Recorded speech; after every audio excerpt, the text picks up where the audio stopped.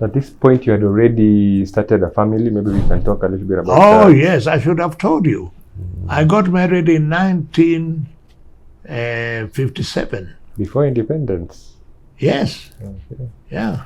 And Yeah, how- my wife and I went to Independence, How was that? And my marriage itself was a story. Mm.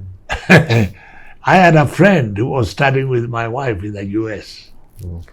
And when I was in India, I said I was feeling lonely.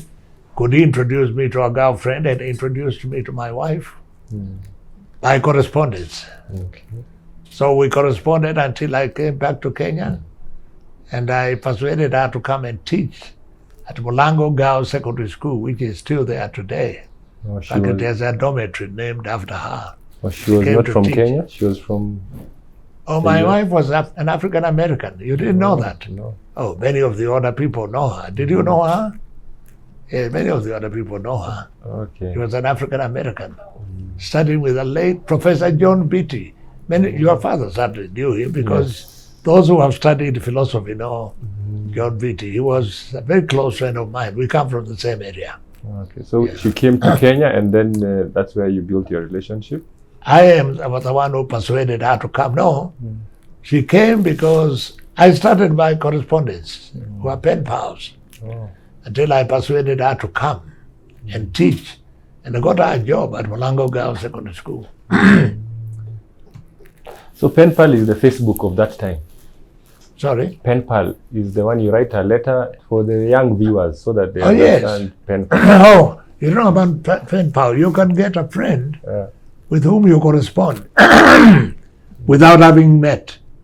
These are pen pals. Have you never heard about pen pal? No, I have heard, but the younger generation, pen pal, they don't. Oh yes, a pen pal, you can correspond with someone in the UK, in the US. You write letters. Yeah. Write letters until one day you meet. Nowadays they use Facebook. You've heard of Facebook? There was nothing like that, of course. Yes. I should mention to you that there was nothing like mobiles. Even telephones were rare, and very expensive. Otherwise, we just had landlines. And landline, could you make international calls? You could, But but they were very expensive. very expensive. So once you finished, so you got married, and how was that? I went with my wife, and we had 2 children. Okay. My scholarship was good enough to cover all this. Yeah. Okay. And when I got to New York, as I told you, I had a very well furnished apartment. I lived like someone who was working. You went with your whole family. Yes. Okay. So once now after finishing with the shipping company, what happened after that? I worked for the shipping company until 1974. Then I left to do my own business, and I had an eye on politics. Okay. I became a developer. I developed quite a number of estates, really. You can see them. There's one Masai Court. There's one near the Nairobi Golf Course. I worked on my own as a developer, and I ventured into politics in 1979. Okay. So from 1980 to 1984, I was a politician. At this time is when Moi had come in? Yes. Okay. Oh, yes. How was when you heard the story of the death of Mzee Jomo Kenyatta? How was that? Traumatic. It was traumatic. People took time to believe it, We did not believe it to begin with because he was such a central figure in Kenya's independence and development. Kenyatta was a father figure to many people because he was synonymous with freedom. Prior to Kenyatta, many people did not believe that we could rule ourselves. We had a slavish mentality of inferiority complex, But Kenyatta came. and told us as Africans to be proud. This is your country. You can rule yourselves. And you know, when you repeat a message many times, it sticks. When people believed that when we became aware of the fact that we could rule ourselves, lives changed. People could face Europeans straight and talk to them. Prior to that, if you saw a white man coming in the rural areas, you would remove your hat, because that was the message spread by chiefs. These people are your rulers. When they come, remove your hat, you know. And this became the message. When Kenyatta came, he said, no nonsense. Walk freely. This is your country. You can govern yourselves. And the message stuck. So when he died, many people felt that, we felt that we had lost a great leader. And he was a great leader, really. And at that time, you were in politics or you were in private sector? At that time, I was I was still a civil servant. Civil servant. Yeah. In fact, I went to Kenyatta to ask for permission for early retirement. I remember going there with my minister, and he allowed me to. So now to your life in politics.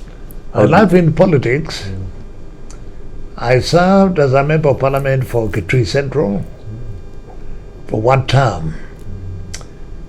Why one term? Because I was one of those who did not agree with Moi.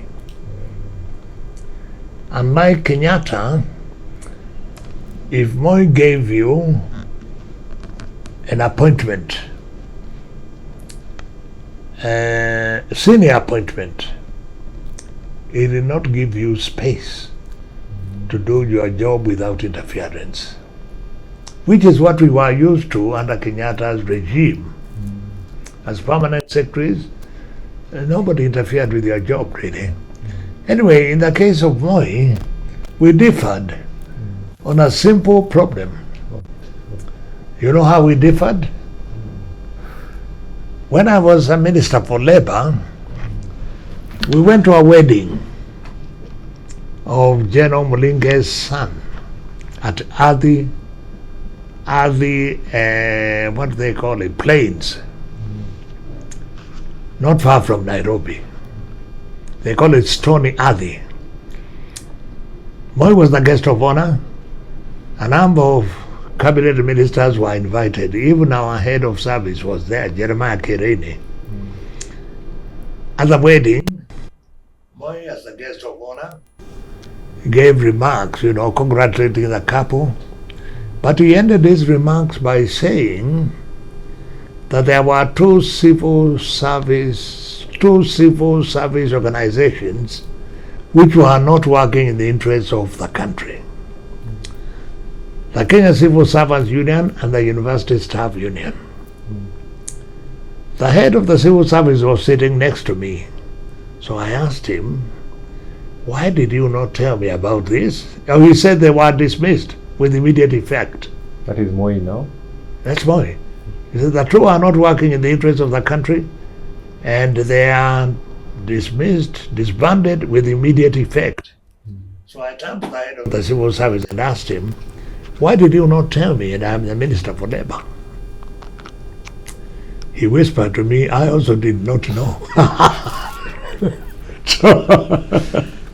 So I told him, all right, I will discuss with the president when I meet him next. And he looked at me, he said, will you really? Yes. Because I felt it was my duty, to find out why these. And at that time, Kenya was highly respected at the ILO, International Labour Organization in Geneva. I used to lead, delegations as the Minister for Labour. So, at the next opportunity, which was the following Thursday, I saw the president. He was jovial. He asked me how the ministry was getting on. I said it was getting on very well. Then he asked me, and then I said, Your Excellency, there is a problem I would like to discuss with you. Yeah, just no more discussion. And he looked at me and said, what is it? I told him the remarks you made the other day about the Kenya Civil Servants Union and the University Staff Union being disbanded. Do you know we are members of the ILO, and they should have been given an opportunity to defend themselves before being disbanded. You know what he did? He looked at me and said, "Don't you know that we are an independent country and can do whatever we want?" I said, "Yes, Your Excellency, but we have enjoined to international organizations like the ILO. We have signed certain protocols. We are expected to abide by them." Then he looked at me straight and said, "Are you the same Titus I appointed minister?" And I knew my goose was cooked. Sure enough, after that, he did everything possible to ensure that I was not re-elected.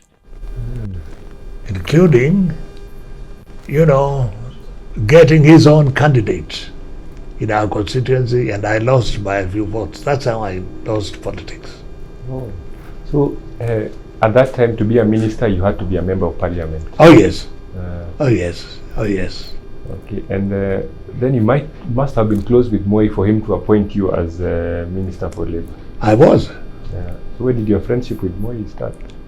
When did it start? He knew about me as a civil servant, senior civil servant, and that's how it started. And because also of your experience and your... Oh, yes. Yeah. Oh, yes. Oh, yes. So you fit for that. Yeah. So, is this the same? Another big event that happened during that time was the attempted coup. The attempted coup took place when I was a minister. Of Labour? In 1982, yes. Okay. What? Yeah. How was that? It took place when I was a minister. In fact, that is a story in itself. I was at Kitui at that time. And it is my constituents who came to me early in the morning to tell me, because as I said, there were no mobiles and so on. They came to me and told me what had happened. I had no idea. So it happened during my time. Okay. So you were not aware of what? I was not aware. So I was called the following day. 2 days we had a cabinet meeting, and the president wanted to know where we were. Those of us who are not in Nairobi, But it was a weekend. Anyway, I was a minister at that time. It was a great shock to the country. It did a lot of damage, by the way. Fortunately, they were not well organized. Yeah. Because the damage they did within a day would have been terrible if they stayed in power even for a week. Okay. So, any other experiences as Minister of Labour how was it being a minister in Kenya? Maybe for somebody who... Oh, great honor. It was a great honor. At home and abroad. I tell you, flying the national flag is not a simple thing at all. It's a thing of great honor. At home and abroad. When I led our delegation to Geneva for the international conference, the International Labour Conference, we felt that we came from an independent country, highly respected. Kenya and as a minister, we led the delegation. And how many ministers were there at that time, and the cabinet? The cabinet was fairly small, about 18, I think, thereabouts. And you had regular cabinet meetings? Yes, we had regular cabinet meetings. Only that with Moi, you had to be very careful as to what you said. He was truly authoritarian. And if you differed, there was a price to pay. So that was even before the attempted coup? Yes. Yes. I was a minister during that time. During that time. And running for MP, how is it running for, at that time, it was, I was running for a member of parliament position? Not easy at all. Even at that time, you needed money to run as an MP. It was not as expensive as it is today. During my day, there was a limit as to how much you could spend. And that was 40,000 shillings only. 40,000. Only. And you have to account for it. Okay, that is very little compared to now. Today, even 400,000, even 4 million would not suffice.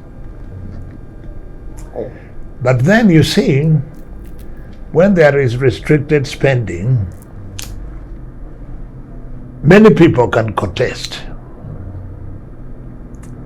Today, it becomes a game for the rich. It's very difficult for you to get elected if you are not wealthy, because it's a very expensive exercise. At that time, there were no ballots. You were queuing, or how was the voting? Oh, no. Balloting was there. It was proper balloting. There was a director of elections, etc. It was controlled, even as it is today. But the point is that you would not have to spend as much money as you would today to get elected. Today you literally buy vote, you know. Yeah, no, it is. It's a question of how much, but you buy vote, literally. So at that time there was not much vote buying. No. We had to feed people and so on. We had to pay for advertisement. That's why the expenditure, you know, the budget was so low, 40,000. And you have to account for it at the end of the election campaign. And if you exceeded the limit, this was considered as an election offense. You would be barred from standing for 5 years. It's an election offense.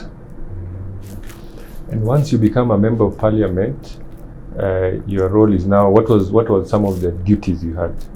Oh, as a member of parliament, it's one of the most difficult jobs you would do.